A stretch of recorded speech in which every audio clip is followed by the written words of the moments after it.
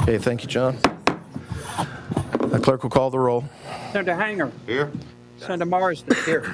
Senator. Mr. Chairman, basically it's this, the genesis of Airbnb, of course, is that there has been created a platform on a phone, and there's a company out west that created this platform that allows you to rent a room in your house or your house on a short-term rental basis. They're not the only platform, but because of this platform on your phone, that you now can make money by basically renting your house out by a hotel. Ladies and gentlemen, my concern has always been that twofold. First, that at the local level we have zoning.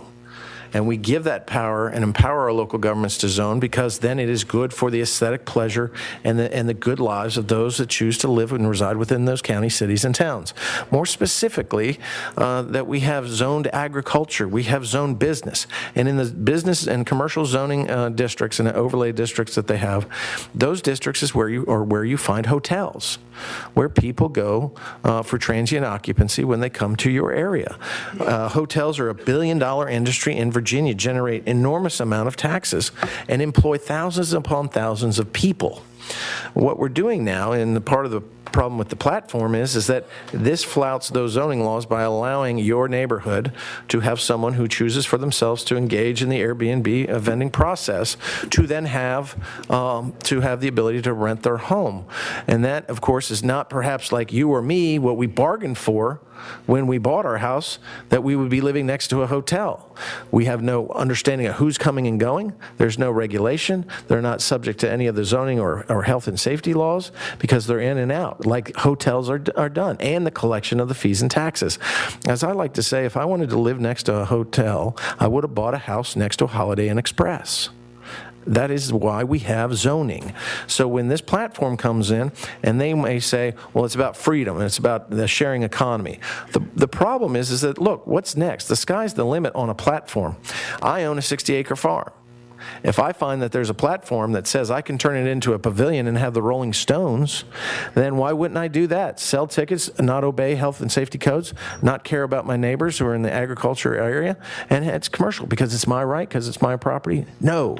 That's why we establish zoning. That's why we give localities the authority to zone certain areas, so that the peace and tranquility and the right to not only achieve the American dream, but the right to also enjoy that pursuit of happiness in a way and manner that does not offend another is preserved. Our Constitution provides that to us. As we always know, remember, whether it's civil rights or rights on property, my rights end where my neighbor's rights begin. My civil rights end where your civil rights begin.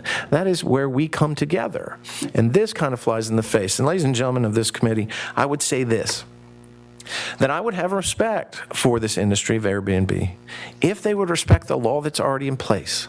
Right now here in the city of Richmond does not allow for residential use of homes for transient occupancy, short-term rentals. But yet, Airbnb has in its platform a button that you can touch and find those places in Richmond that you can rent under the Airbnb platform, flouting the law. Indignant to what the zoning is. We're saying to me that you need to catch up with me, this platform, you government people, rather than respecting the constraints and restraints that we have placed for centuries and generations, and we have accepted. And so that is one of my biggest concerns, is that it continues to flout the law. Not only that, the collection of taxes and the lack of collection of taxes that the locality, if they permit it, are not being able to capture. Another issue is liability. Every homeowner's insurance policy, I can tell you right now, does not contemplate this, nor is there a product probably in the insurance market that I know of that contemplates this to the course, or even the owner knowing to get such a thing. So let's say that there's an injury to a third party based on someone coming in and renting that home or renting that house. Your neighbor gets hurt. Chances are your homeowner's policy of that person that's renting the place is going to say, not covered. and that person will not be able to recover from that injury. There have been stories where college students have rented out houses, and suddenly the neighborhood has turned into a large fraternity party or beach party, ruining the tranquility of that neighborhood. So my bill, in a nutshell, does this. Senate Bill 1579 affirms the rights of localities to regulate the short-term rental of property as defined as the provision of space suitable for sleeping or lodging for fewer than 30 days.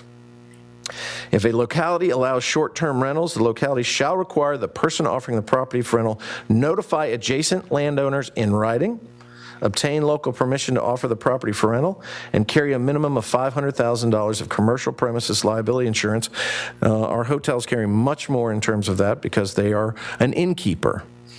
If a locality prohibits short-term rentals, any person or entity, including an online hosting platform, that advertises the availability of short-term rental in the locality shall be subject to a $10,000 fine per violation. Ladies and gentlemen of this committee, I make that $10,000 fine because they have to get it.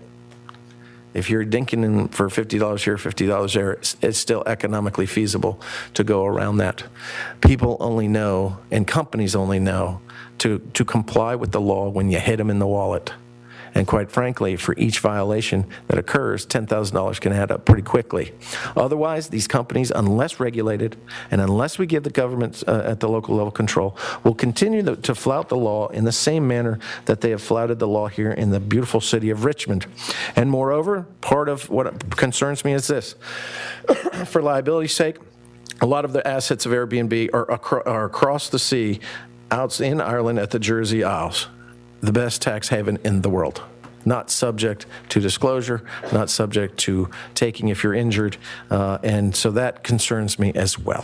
One of my biggest final concerns is ultimately the Airbnb platform has adopted a business model in the various cities, San Francisco being one, New York, other places, where if you don't go along with them, they're going to sue you. In our smaller jurisdictions, in our smaller county cities and towns, which have limited resources to begin with and limited authority, if they say, we're not going to allow short-term rentals, take Franklin County and Smith Mountain Lake, for example, in my area.